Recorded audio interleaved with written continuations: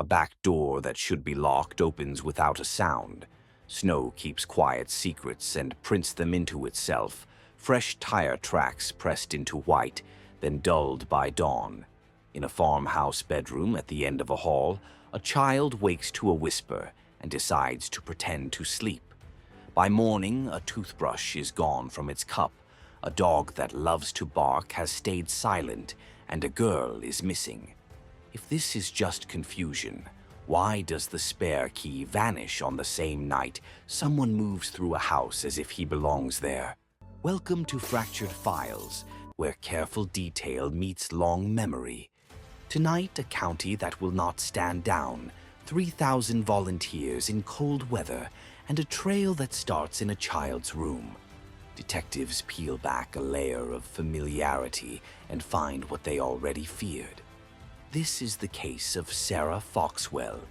Sarah Foxwell was born on May 18, 1998, in Salisbury, Maryland. She sat in the middle of a big family, with 2 sisters and 4 brothers, and more siblings through her mother's earlier marriage. That many kids in a home can tilt into chaos. Sarah did what some middle children learn to do. She brokered peace. When voices rose, she tried to steady the room. She was the person who could sit with the younger ones and keep them laughing, then turn and help the older ones find a calm place to land. Teachers noticed a bright, open smile. Relatives noticed a way of walking into a space and softening it. Winter 2009 brought pressure across every household it touched. After her parents divorced, her mother became the primary caregiver for a crowded household. Money was tight, so she picked up extra shifts and leaned on relatives when schedules collided with childcare. To keep things manageable, Sarah moved in with her aunt and grandparents for a while. Their farmhouse sat on the edge of town, with fields and fencing and enough room for sledding after a snow. The dog announced visitors long before a hand could reach the door. The aunt checked windows and doors each night. It was a routine that felt safe because it had always worked. On December 22nd, there were 3 days left until Christmas. The house ran on happy anticipation.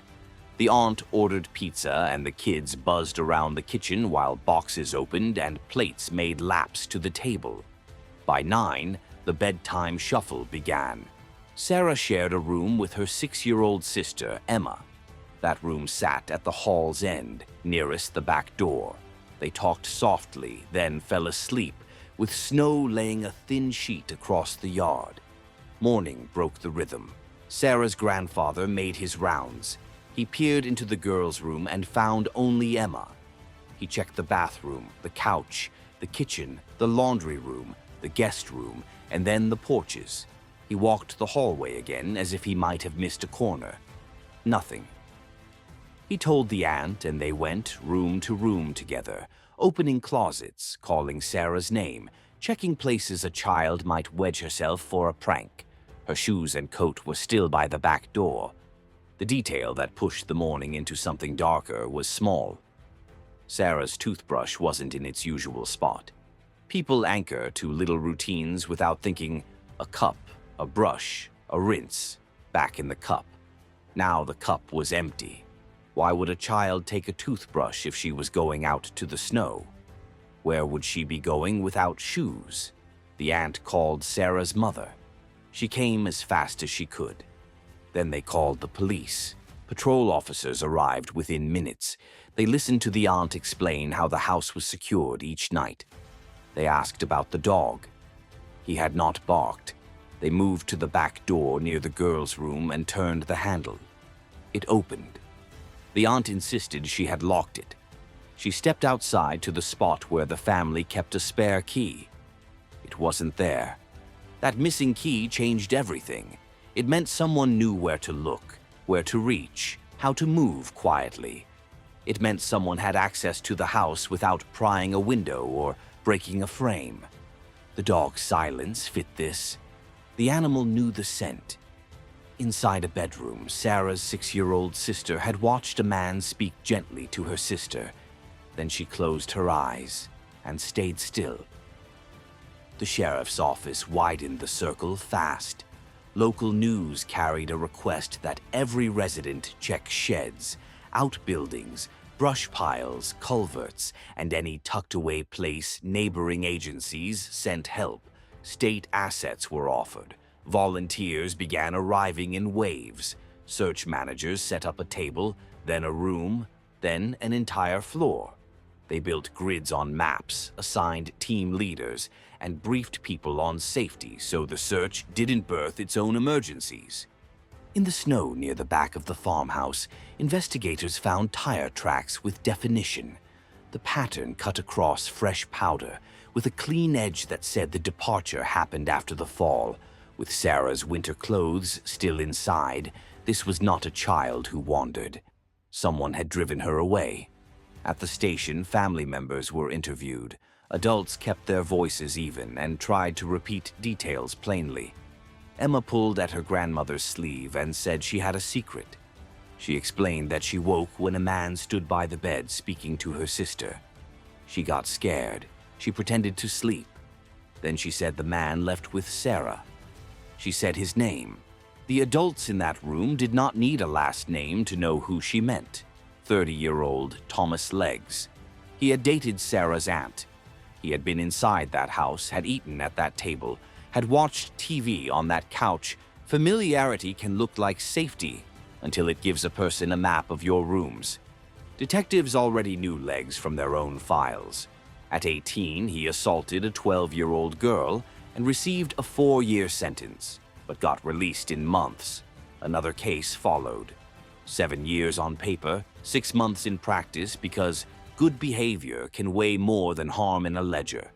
A 6-month sentence for another assault, a restraining order after he threatened an ex-wife and the child she had just brought home. There were neighbors who remembered him for the wrong reasons, a mother who had checked the registry before moving and recognized his face after he spoke to her child, a judge who told a jury to ignore a prior conviction to keep the trial fair, then watched a case sag under that instruction. Just months before Sarah vanished, he was arrested for entering a woman's bedroom at night, unclothed, standing over her. He made bail and walked out. He had not told all of this to Sarah's aunt at the start. He minimized, he denied. People busy with work and children and routine want to believe a person who sits across from them can be trusted. Detectives went to him. He lived close by in a shed on his parents' property. They brought him in and they searched his space. What they found read like a life left to rot. Dirty dishes, scattered clothes, and stacks upon stacks of adult magazines and DVDs. No obvious sign of Sarah. No pajama sleeve draped in a bin. No small necklace caught on a nail. Nothing that would end the search in that one room. In the interview, Legs denied involvement and smiled. He said he was working on himself. He said he avoided being alone with kids, so no one could say he did anything. He said Emma had a history of making up stories. He said he had been at a bar with a friend until late. His posture and tone bothered detectives more than his words. The room felt like a place he thought he could beat with confidence. They checked the alibi. He was seen on security footage and by patrons. He left around 1. After that, hours of emptiness until 7 in the morning, his parents hadn't seen him in that gap. He had texted several women he knew and asked to meet. No one had agreed. In a case like this, an alibi that covers the wrong half of the night is the same as no alibi at all. Detectives seized his pickup and ran a careful, methodical search. In the cab, bagged and lifted with gloved hands, they found Sarah's green toothbrush. They also found a large lollipop. Investigators considered that he could have used candy as bait for a sleeping child, a tactic that plays on trust and routine. They compared the truck's tires to the impressions in the farmhouse snow. The widths and void patterns matched. Legs had said he hadn't been near the house for more than a month. The rubber wrote another story. The search fanned out with structure. Command assigned volunteers into squads of 8 to 10 with one trained leader. Each squad received a defined grid and a checklist: check under porches, open lids on wells and cisterns carefully, probe snowbanks with poles before stepping into them, call out when you find clothing, fabric, or anything that looks like it belongs to a child, even if it seems insignificant. K-9 teams worked lanes where scent could hold. Helicopters flew the larger loops and hovered to guide ground crews to places humans couldn't reach.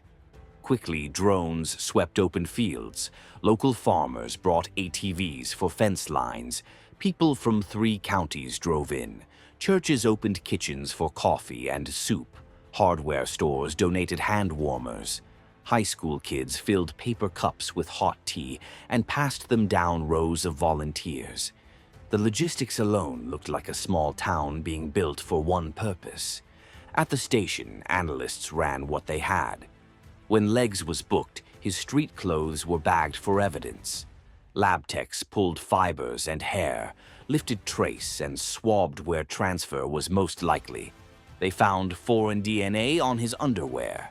They compared that profile to a reference collected from Sarah's belongings. It matched. That result was stark. It meant she had been assaulted, and it tied him directly to that act. On day 2, the search lines grew longer. Nobody went home because a calendar said they should. Christmas Eve bled into Christmas morning, and people showed up anyway. Investigators received cell data from Leg's carrier. It wasn't pin-drop precise. It did show which towers had handled his phone overnight and in what sequence drawn on a map. The 3 towers sketched a triangle. The approximate area sat near the state line, around 8 miles from the farmhouse. Command shifted manpower there. Timber covered much of it. Crews moved in shoulder to shoulder, eyes on the ground, boots careful not to crush what they might need to read. At around 4 in the afternoon on December 25th, a search team stopped. On the ground, almost on the state border, lay Sarah. She was on her back, her arms were raised, hands pulled up and forward in a posture that has a name in forensic texts. Heat can do that to a body. Medical examiners took her into their care. Autopsy findings set down the cruelty in sequence: sexual assault, signs of strangulation that were not lethal, dirt in the lungs, a face forced into a puddle while the body still tried to breathe burns. The pattern suggested the killer left her there, drove away, obtained gasoline, and returned. Smoke in the lungs meant she was alive when the fire started. The raised arms told the same story. These details stopped even experienced investigators. People who had worked dozens of suspicious deaths had to sit with the idea that anyone could do this to an 11-year-old child. Detectives tightened their work on the truck. In seams and on the passenger side, they found hairs that examiners identified as Sarah's. They found fibers that matched the weave and dye of her pajamas. With the toothbrush and the candy and the tire match, the picture was complete enough to remove any hopeful doubt. The person who smiled in the interview room was the person who had walked through a back door and carried a child out into the cold. The community absorbed the news.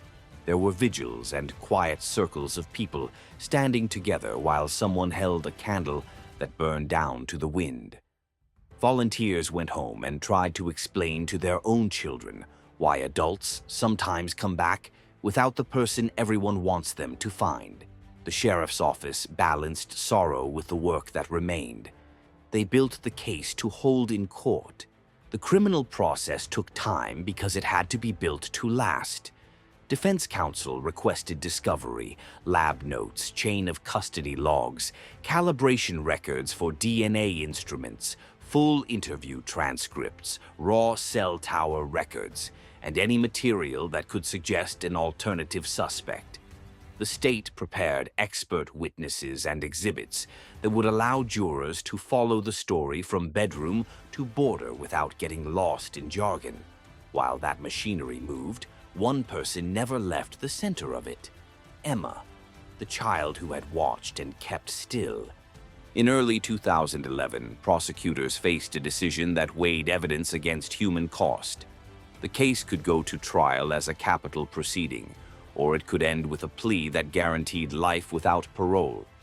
The state had a strong file: the DNA link on Legg's own clothing, the child eyewitness who knew him by name, the truck and its contents, the tire impressions, the missing key, the back door, the phone data. Still, a death sentence is not just a verdict. It is a long road of hearings, appeals, and mandatory reviews. Each stage forces a family to relive evidence. It also returns the youngest witness to the stand or to a recorded statement that the defense will seek to attack, piece by piece, in front of the person who took her sister. The Attorney General's team factored in another reality. The governor opposed the death penalty. Political context affects what happens after a jury speaks.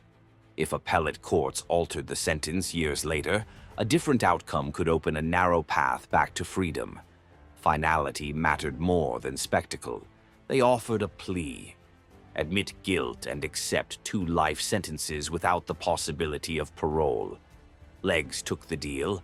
He admitted what investigators already knew. He coaxed Sarah out of the house. He took her away. He assaulted her. He killed her. The judge imposed 2 life terms and signed the paperwork that would keep him in a maximum security prison. Inside those walls, news traveled. Corrections officials placed him, then moved him after another inmate attacked with a sharpened tool in the dining hall. He survived. Staff separated him further. The state's job is to hold a person for the duration of a sentence, and it did. Outside, anger did not burn out. People were furious at the way early releases, suspended portions, and brief stints had put Legs back on streets where children lived. They were tired of court rules that kept juries from hearing prior acts that would have shaped deliberations. They wanted policy that did not rely on the hope that someone would change.